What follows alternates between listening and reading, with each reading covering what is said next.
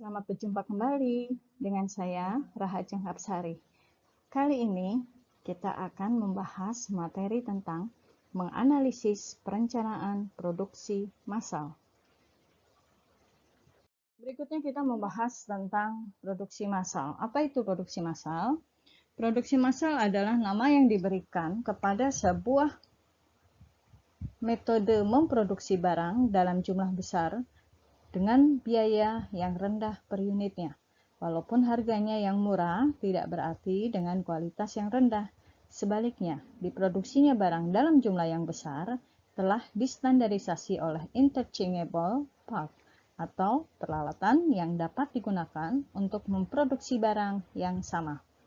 Sedangkan menurut Armstrong dan Kotler, produksi massal artinya kemampuan untuk menyediakan produk dalam skala besar dan skala massal yang didesain secara individual dan dikomunikasikan untuk dipertemukan dengan kebutuhan setiap pelanggan.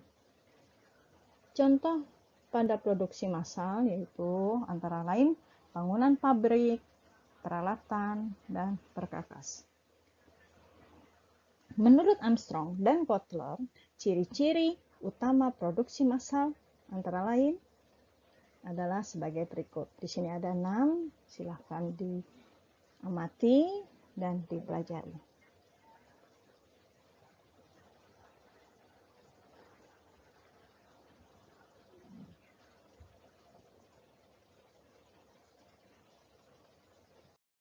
Akan kita bahas tentang keuntungan dan kerugian dari sebuah produksi massal. Yang pertama, kita bahas keuntungannya dulu. Antara lain, akurasi dan otomatisasi yang tinggi, biaya tenaga kerja yang kecil, tingkat produksinya cepat, dan biaya per unitnya murah.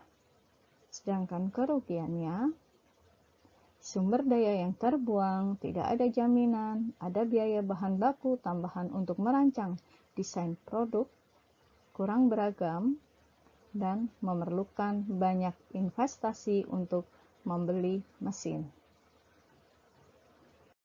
Perusahaan yang ingin bertahan di era kompetisi yang sengit harus mempunyai produk berkualitas dengan harga yang bersaing. Untuk mendapatkan harga yang baik, perusahaan biasanya menekan biaya produksi dengan cara sebagai berikut. Yang pertama, mengurangi biaya bahan baku dengan membeli bahan baku dengan jumlah besar untuk mendapatkan potongan harga. Yang kedua adalah membeli mesin-mesin yang lebih canggih dengan tingkat efisiensi tinggi. Dan yang ketiga adalah menambah kapasitas produksi.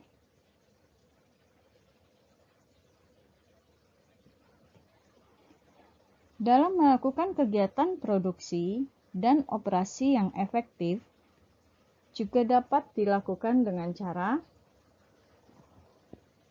yang pertama adalah mengurangi biaya produksi.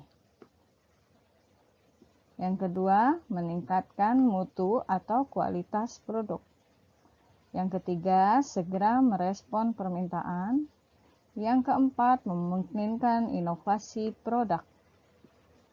Yang kelima, mempercepat produksi produk. Yang keenam, rancangan produksi massal.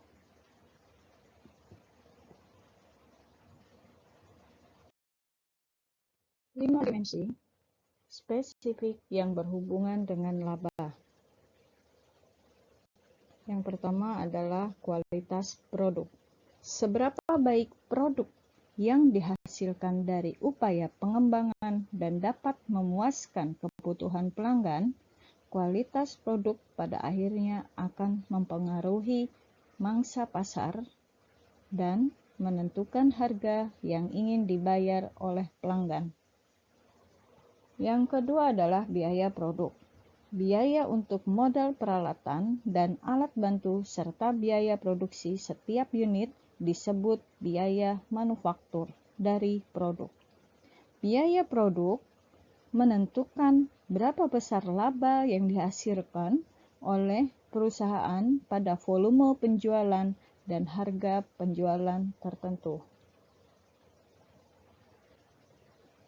Yang ketiga adalah waktu pengembangan produk.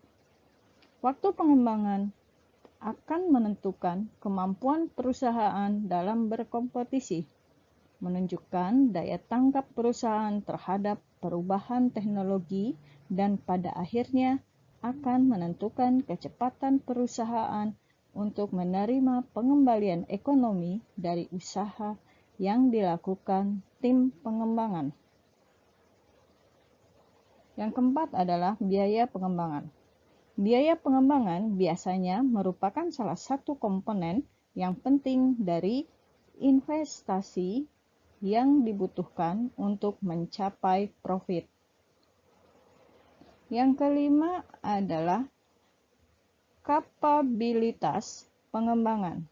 Kapabilitas pengembangan merupakan aset yang dapat digunakan oleh perusahaan untuk mengembangkan produk dengan lebih efektif dan ekonomis di masa yang akan datang. Proses produksi massal pada umumnya memproduksi kumpulan-kumpulan produk dalam jumlah besar dengan mengikuti serangkaian operasi yang sama dengan produk sebelumnya. Sehingga proses ini sering disebut sebagai repetitive process.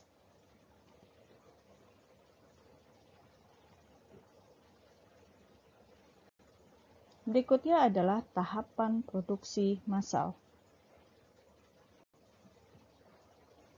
yaitu terdiri dari tahap perencanaan, tahap implementasi, dan tahap pengendalian. Berikutnya adalah kita membahas tentang perencanaan produksi massal. Perencanaan produksi massal adalah tindakan yang dilakukan untuk mencapai tujuan sesuai dengan periode dan waktu yang direncanakan. Perencanaan produksi adalah perencanaan dan pengorganisasian mengenai pekerja, bahan, mesin, dan peralatan serta modal yang diperlukan untuk memproduksi barang dengan suatu metode tertentu sesuai dengan kemampuan perusahaan. Dalam penyusunan proses produksi massal harus memperhatikan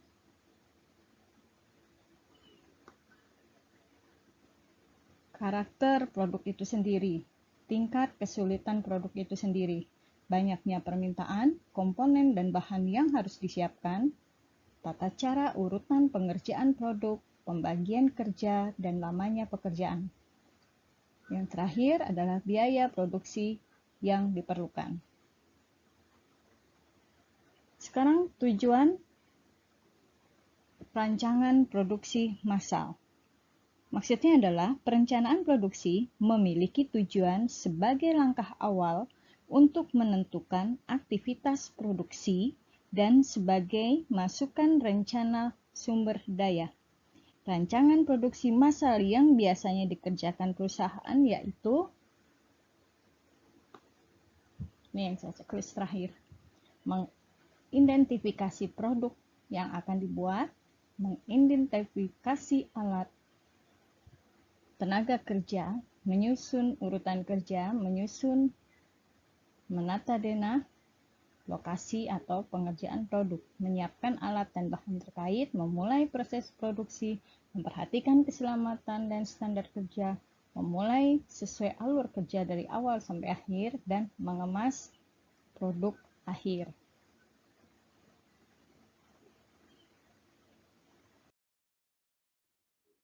Proses persiapan alur, skema atau bagan dalam produksi massal terdiri atas kegiatan penjadwalan waktu.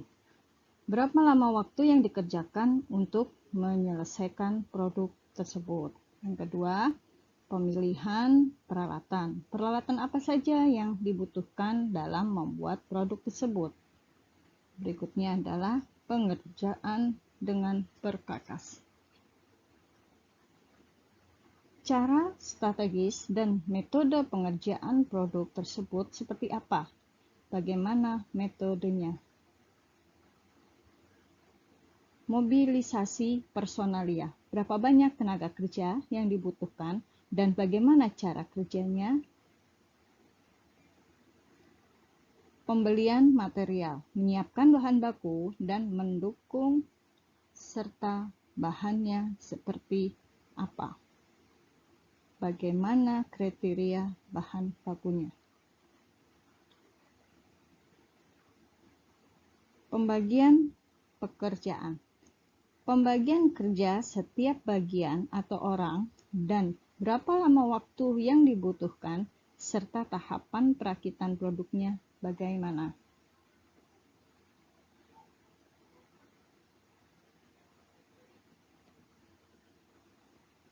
Perencanaan produksi dan pengontrolan. Yang pertama, routing. Routing adalah menetapkan dan menentukan urutan-urutan proses produksi dari bahan mentah sampai menjadi produk akhir. Di dalam menentukan urutannya harus sudah termasuk penyusunan alat-alat yang akan digunakan. Lalu scheduling. Scheduling adalah menetapkan dan menentukan jadwal kegiatan operasi proses produksi yang disinergikan sebagai suatu kesatuan.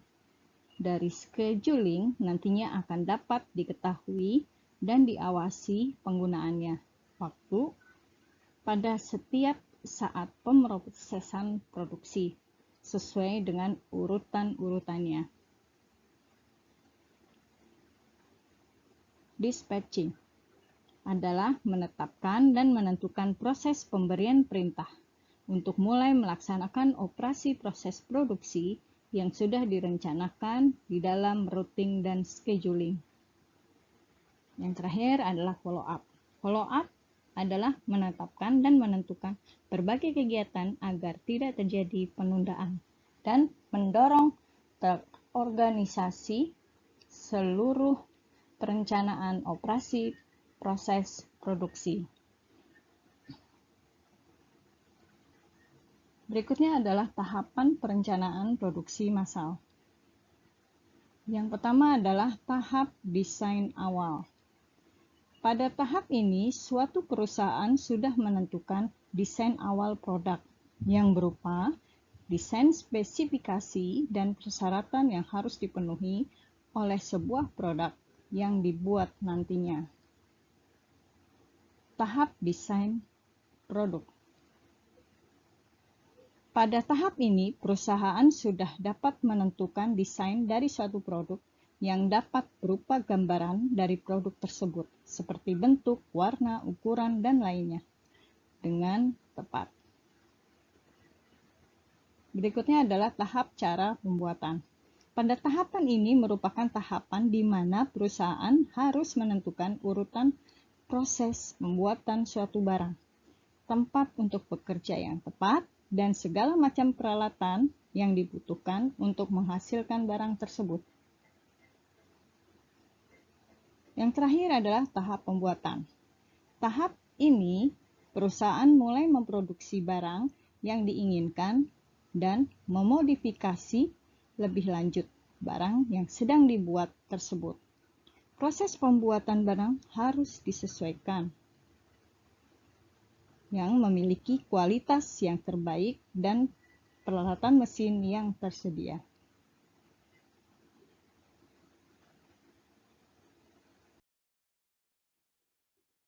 Nah, sekarang tugas mandiri kalian adalah rancanglah sebuah usaha yang bersifat massal dengan mengacu pada materi yang sudah dijelaskan.